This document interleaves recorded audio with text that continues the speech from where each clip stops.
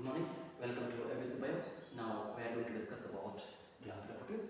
In globular proteins, different segments of a polypeptide fold back on each other, forming a compact structure. So this folding also provides structural diversity as well as functional diversity for different globular proteins. Globular proteins include enzymes, transport proteins, myoglobin, hemoglobin, insulin, immunoglobulin. These are all comes under globular proteins. So myoglobin, it is a globular protein of single polypeptide chain having 153 amino acids and a molecular mass of 70 kilodaltons. So it is a conjugated protein having globin as the protein and heme as the prosthetic group. So polar amino acids reside on the surface of the polypeptide and non-polar amino acids or hydrophobic amino acids reside towards inside of the polypeptide. It forms tertiary structure of protein containing only alpha helices, majorly alpha helices. So it stores oxygen in the muscle and provides oxygen during intense muscle exercise. Binding affinity of myoglobin towards oxygen is more when compared to hemoglobin. So there is no pH effect on myoglobin unlike the case in hemoglobin. So oxygen dissociation curve for myoglobin is hyperbolic. This curve is called hyperbolic curve. In x-axis we have shown partial pressure of oxygen in millimeters of Hg. Here on y-axis we have shown oxygen saturation. So this curve is called hyperbolic curve.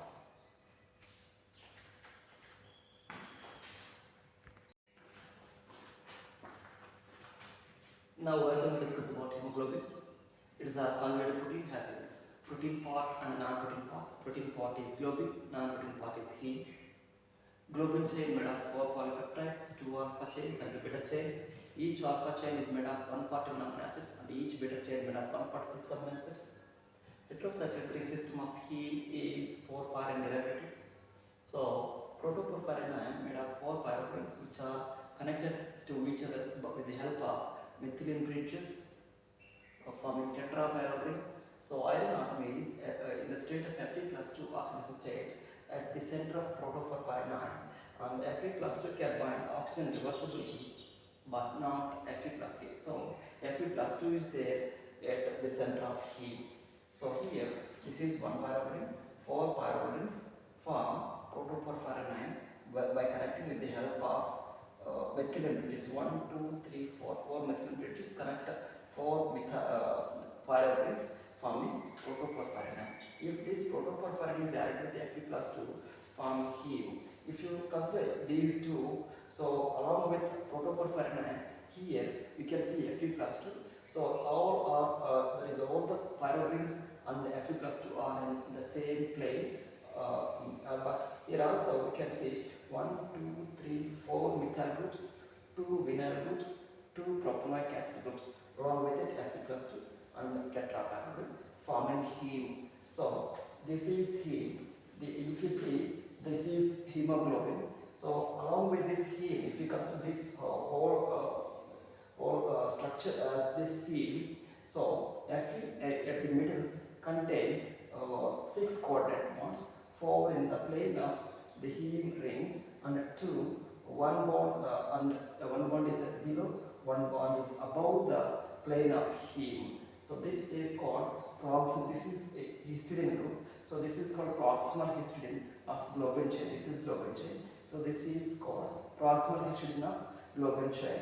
This is called distal histidine of globin chain. Here in this case, if you see, Fe+2 is directly connected to oxygen. Oxygen in turn bind with oxygen with the help of hydrogen with the help of hydrogen bond, hydrogen of distal histidine.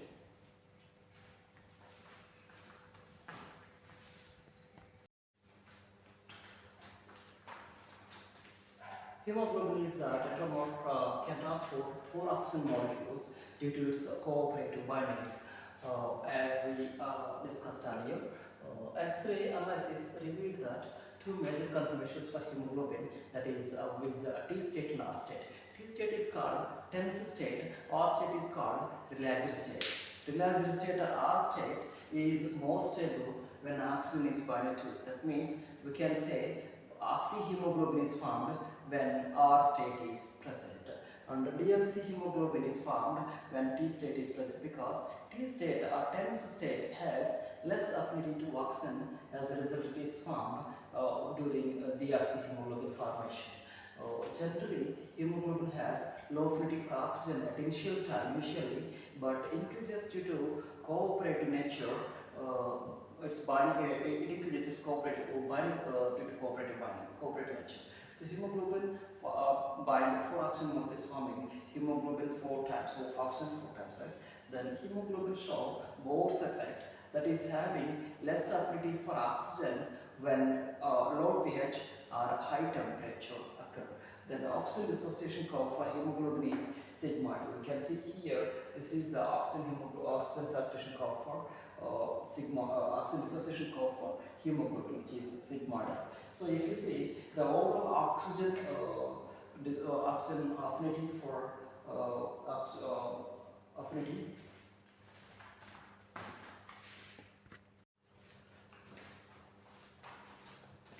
hemoglobin tetramer can transport 4 oxygen molecules due to its cooperative binding.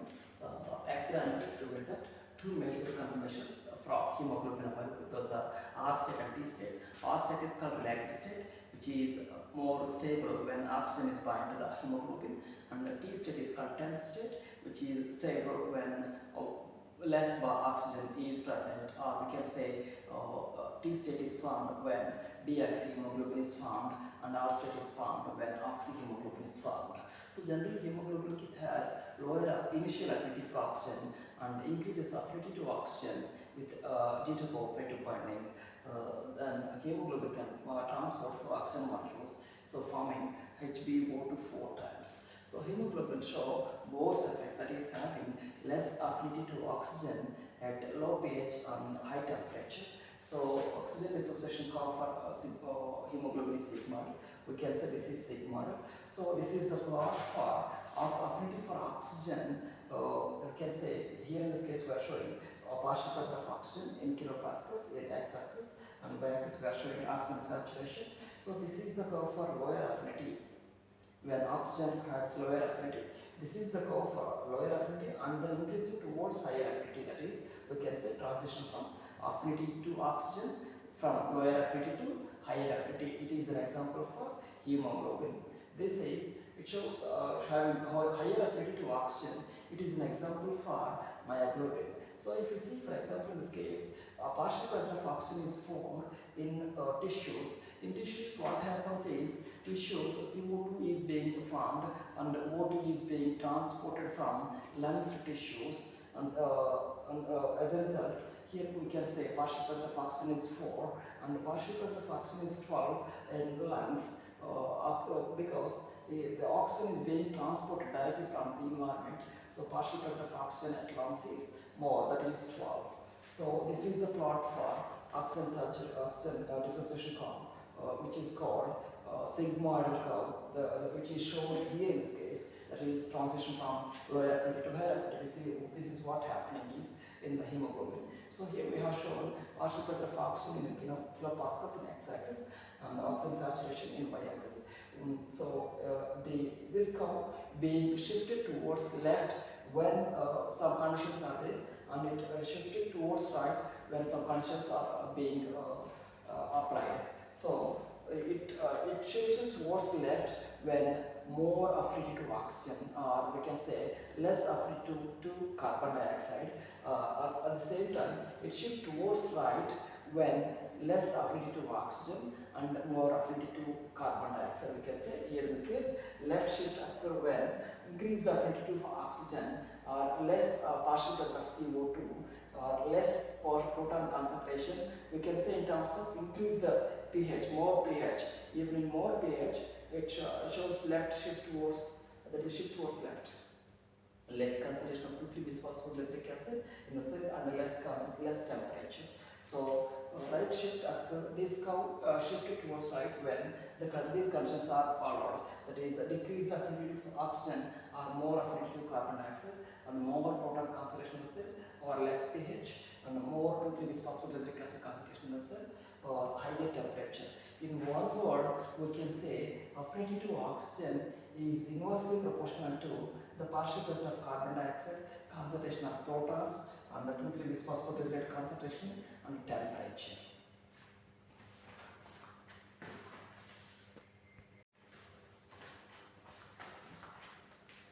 HB4 were formed fast due to cooperative binding of hemoglobin. Fetal hemoglobin, it is shown in short form as HbF fetal hemoglobin. It has 2 alpha chains and 2 gamma chains. And adult hemoglobin is of 2 types, HbA1 and HbA2. HbA1 has 2 alpha chains and 2 beta chains. It is around 97 to 98% of the cases. And HbA2 has alpha to delta 2. It is 2 alpha chains and 2 delta chains, around 2 to 3% of the cases. Then archaic fish vertebrate has no hemoglobin. So diseases associated with the hemoglobin are thalassemia alpha, thalassemia beta, and sickle cell anemia. Thalassemia alpha, it is more severe. It occurs due to the no synthesis of alpha chain or alpha hemoglobin, and the thalassemia beta is less severe. It occurs due to the no synthesis of beta globin chain, and the sickle cell anemia, clogged arteries.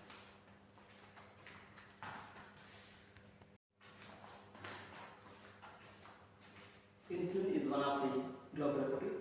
Insulin made of 2 polypeptide chains. Polypeptide chain A, chain B. Chain A contains 21 amino acids. Chain B contains 30 amino acids.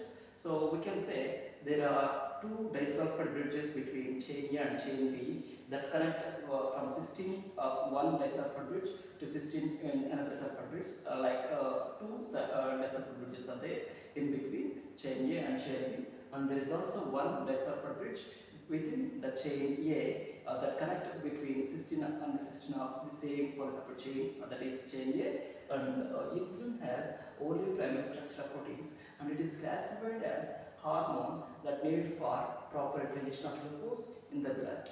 So please take a screenshot of it. Thank you.